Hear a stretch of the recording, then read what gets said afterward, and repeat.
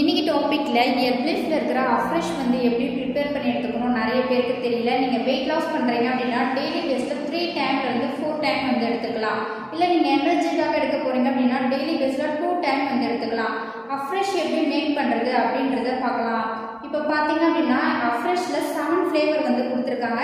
So நம்ம afresh பாத்தீங்க அப்படின்னா கேஷ்மிரிக்கா ஃப்ளேவர்ல தான் நம்ம அஃப்ரெஷ் வந்து ப்ரிப்பேர் பண்ண போறோம். நான் 250 mlக்கு 2 ஸ்கூப் வந்து அஃப்ரெஷ் வந்து ஆட் பண்ணிக்கணும்.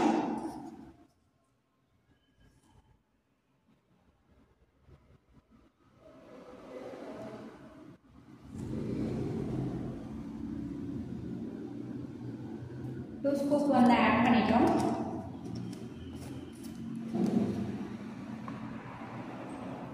இப்போ நார்மல் வாட்டர் பார்த்தீங்க அப்படின்னா கொஞ்சமா வந்து ஆட் பண்ணிக்கலாம். ஆட் பண்ணிட்டு மிக்ஸ் பண்ணுவோம்.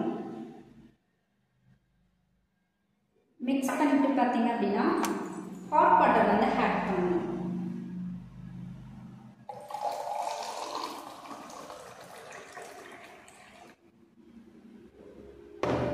இப்படிதான் எர்ப்லைஃப்ல இருக்கிற அஃப்ரெஷ் வந்து மேக் பண்ணி எடுத்துக்கணும்.